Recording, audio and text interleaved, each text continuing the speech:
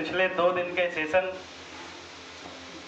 आप सब लोगों ने सुना है और इस पर पूरे 2 दिन के सेशन पे आपने समझ पाया होगा कि हमारी आवश्यकताएं क्या हैं और हमारी समस्याएं क्या हैं जिनसे हमें निदान प्राप्त करना है। इन 2 दिन के सेशन पे हमने आर्थिक गण व्यवस्था का जो कार्यशाला, इस कार्यशाला पर हमने ये भी सीखा होगा कि हम व्यापार में कैसे आगे आ सकते हैं, हम व्यापार में कैसे आगे बढ़ सकते हैं। ये अवसर आपको समझने में ये 2 दिन के समय में आपको मिला होगा। मैं सभी को धन्यवाद देते हुए सभी एज ए टीम को और हमारे इस कार्यक्रम पर आए आप सभी, क्योंकि कुछ लोग कल आ गए हैं, कुछ लोग आज आए, उन सबको मैं पुनः हृदय से सेवा जोहार करता हूँ कि सिवनी की सरजमी पर आपने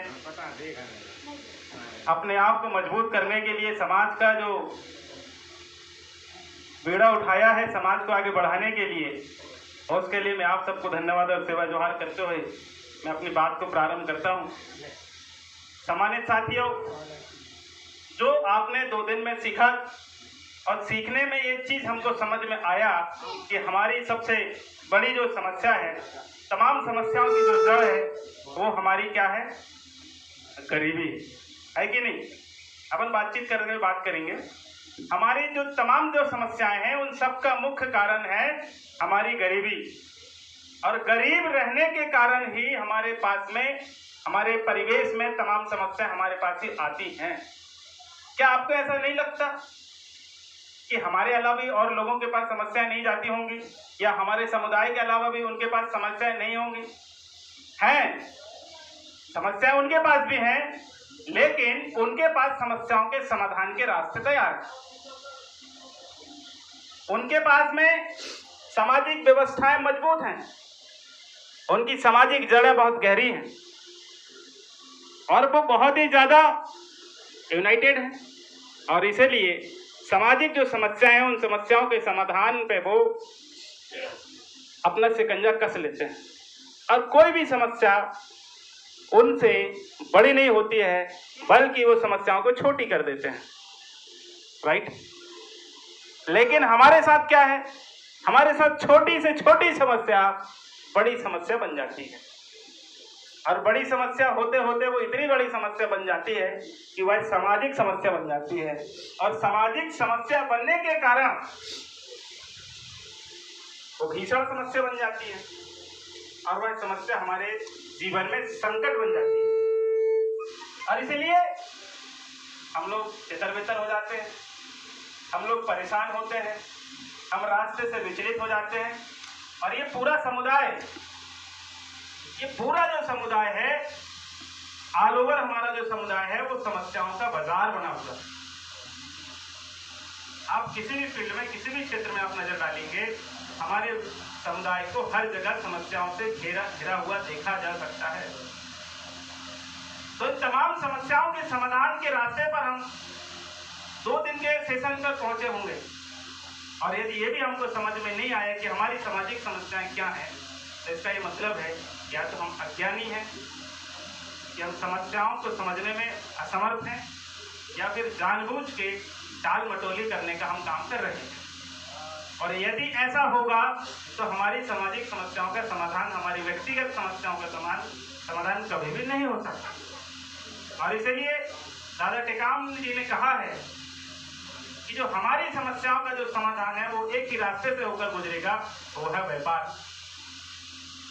क्योंकि अभी हमारे समाज के पास में कोई इतना बड़ा पावर नहीं है, कोई संसाधन नहीं है जिसकी वजह से हम अपने समाज को मजबूत कर सकते हैं या वो समाज को आगे बढ़ा सकते हैं।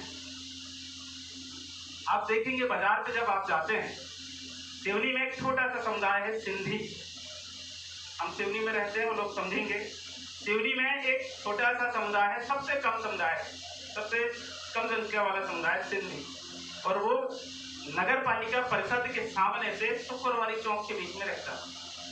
सिवनी वालों को मालूम हो, नगर पालिका जो चौक है उससे आधा किलोमीटर के परिसर में रहता है सिंधी, और थोड़ा सा कलेक्ट्रेट के पीछे कुछ वीवीआईपी घर रहते हैं। हमने पूरे सिवनी में हर समुदाय को या अपने समुदाय को ज्यादातर समस्याओं पे आंदोलन करते देखा।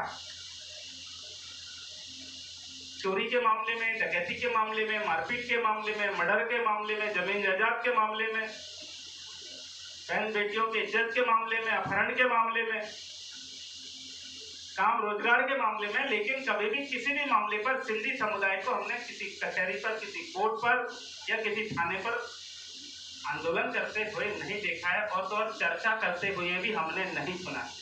छोटी सी जगह में रहते हैं, सबसे कम संख्या में, और सिवनी का पूरा किराना दुकान और व्यापार पूरे जिले में वहां से डिस्ट्रीब्यूट होता है, उनके घरों से, उनकी दुकानों से, उनकी बाजार से।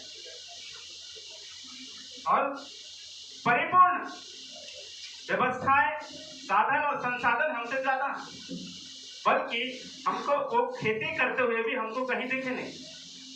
आपने सुना कि ये सिंधी का खेत है, और यदि है तो वो खेती करने गए हैं? नहीं गए होंगे, मैंने तो नहीं देखा। ऐसा क्यों? क्या कारण है? और तो और वो बीमार भी नहीं होते होंगे तो हमको पता नहीं चलता कि उनका इलाज कहाँ हो रहा है। कुछ तो मिल सकते हैं, लेकिन हमने उनको बीमारी में अस्पताल में हमारे बाजू के वाले बेड में नहीं देखा। हम अगर प्राइवेट हॉस्पिटल में भी गए तो उनको बाजू में उनके लोगों को बीमार होते नहीं देखा। वो वीवीआईपी हॉस्पिटल में इलाज कराते अगर बीमार होते। हमारी तरह उनकी भीड़ नहीं लगती, लाइन नहीं लगती। कारण क्या है? और सबका कारण है कि वो सबसे ज्यादा